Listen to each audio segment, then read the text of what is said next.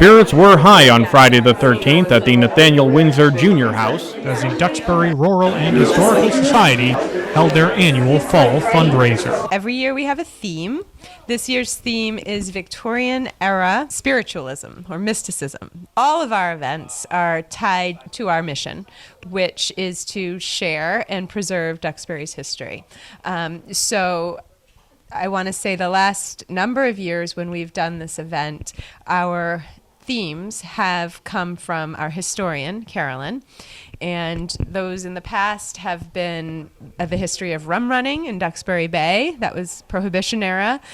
That was 2 years ago. Last year we did the gold rush because many young boys from Duxbury in 1849 went to seek their fortunes in California. And this event falling on Friday the 13th made it perfect for the theme of spiritualism tonight. The evening featured tarot card readings. I was really excited to be involved in this event, especially because it comes from such a historical perspective, being the history of spiritualism through the ages, something that just fascinates me in general. I've been doing tarot readings for going on 17 years now, since I was about 19 years old. From what I understand, tarot has been around forever. And when I say forever, it's really since the probably 1400s. And it really kind of came back into popularity around spiritualism. So around that kind of turn of the century time when people were more interested in seances, more interested in contacting their, the other side. The esoteric tradition of the tarot became more and more fascinating for people. So here we are many years later, still using it. There was also live music and some history. Obviously, speaking to spirits and people beyond the veil goes back longer than the 19th century. We had a spiritualist that lived here in town, not during the Victorian era when it was so popular, but she actually practiced spiritualism in the 1920s and published a book called The Continuity of Life in 1936, and her name was Anna Louise Benedict. Mrs. Benedict actually had a beautiful summer house built in 1904 on Powder Point, and she and her husband and her family spent many summers here, and her husband tragically died at the age of 54, which you can imagine. She was distraught.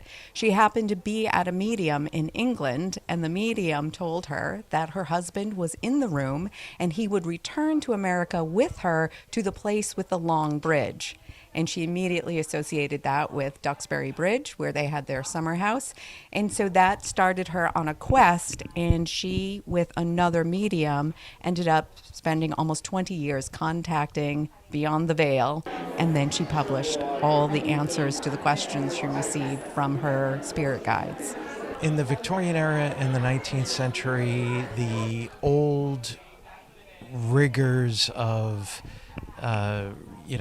strict religion were kind of falling by the wayside. There was a revival of new views of religion and spiritualism, and people were just exploring alternative views of the afterlife. And I think this is kind of a nice nod to that. To learn more about events going on with the Duxbury Rural and Historical Society, go to duxburyhistory.org. Reporting from Duxbury, Dan McCready, WATD News.